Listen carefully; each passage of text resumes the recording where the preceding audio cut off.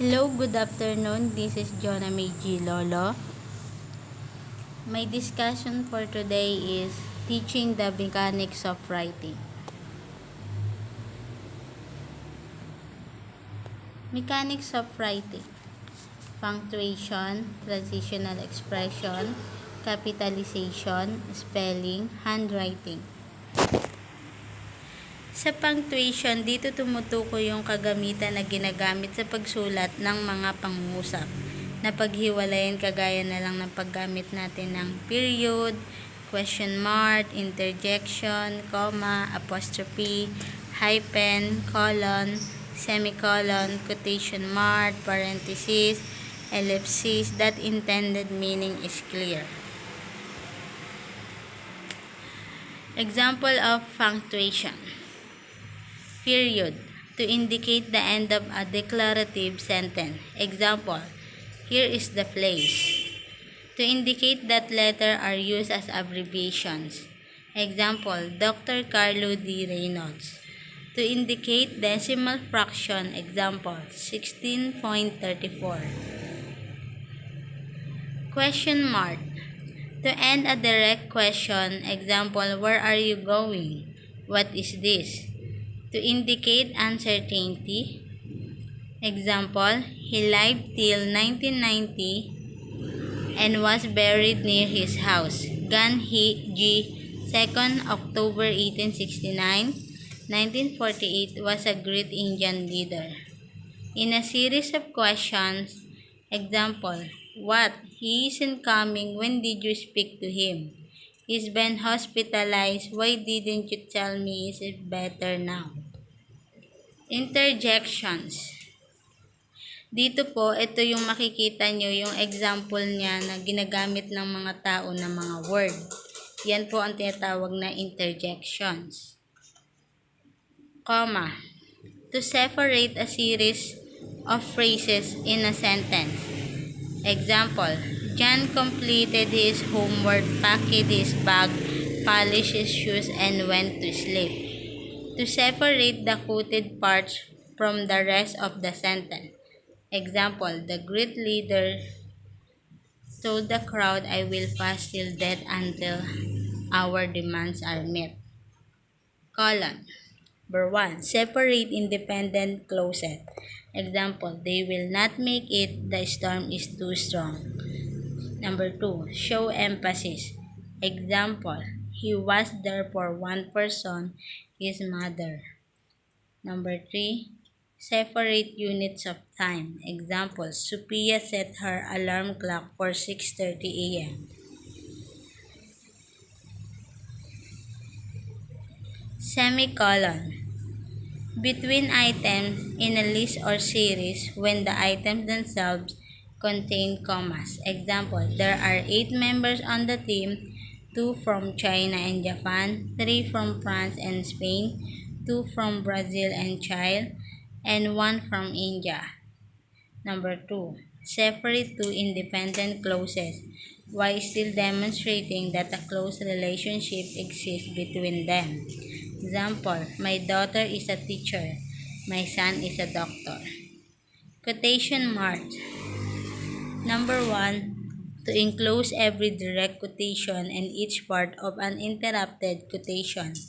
Example, what will my starting salary be?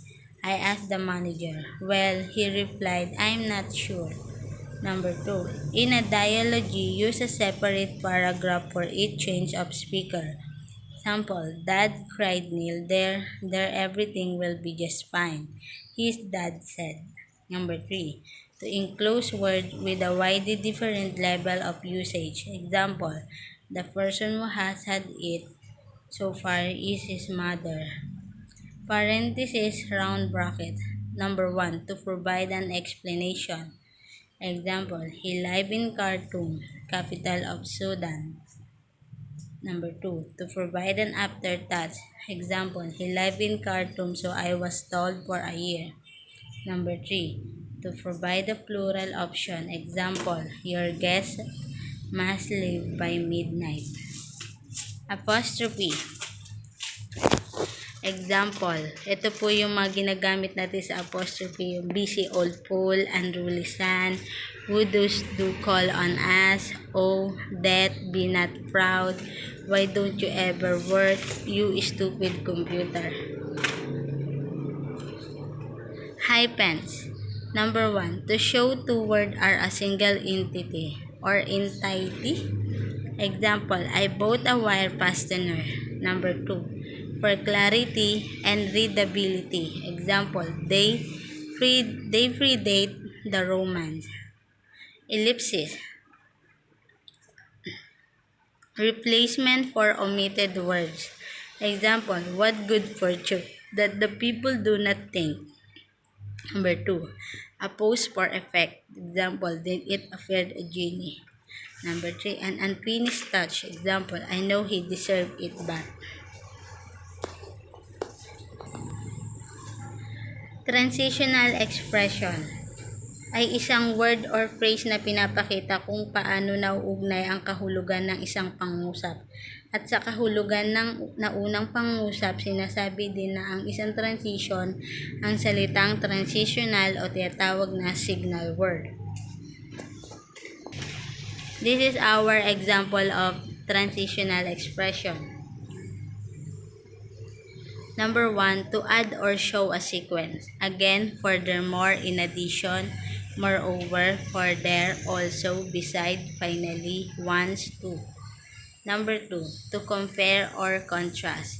Similarity, likewise, despite, in contrast, regardless, still, in fact, all such, certainly, instead. Number 3, to repeat, summarize, or conclude. Therefore, those, in brief, in particular, altogether, all in all, on the whole, in conclusion, in short, finally.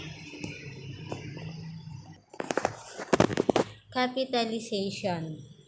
Capitalize lahat ng mga pangalan, lahat ng mga pandiwa, and all adjectives, and all proper nouns. That means you should lowercase articles at connection at preposition at gayon pa man sinasabi ng ilang mga gabay sa estilo na i-capitalize ang mga connection at preposition na mas mahaba sa 5 titik. And here's our example of capitalization, capital letters. Capitalize the first letter of the first word in every sentence. Water is important to all living things.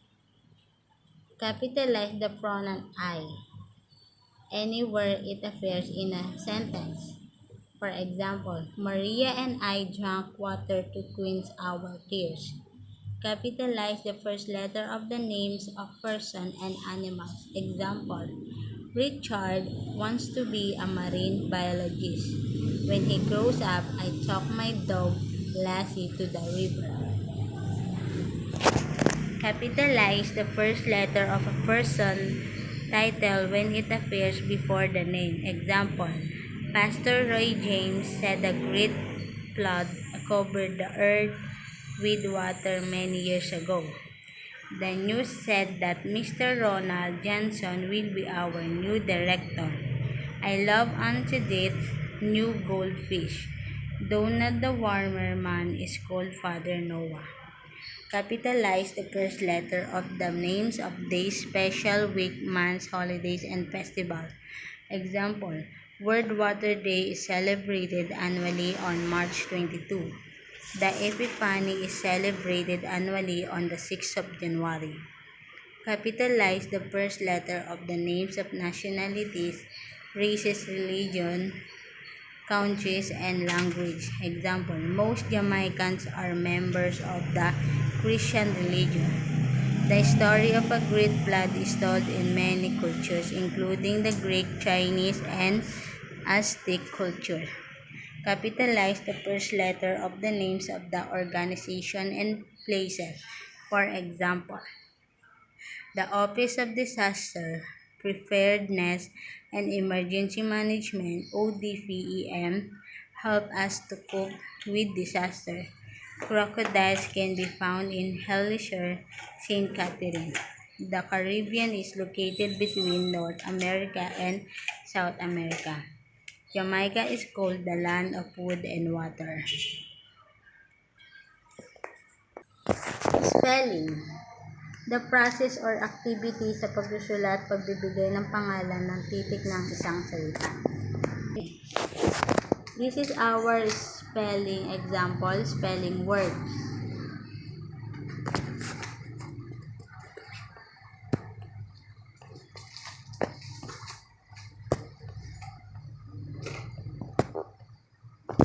Patch, natural, ice, barge, meat, divisor, estimate, dress, other, bus, boat, stick, sand, and others.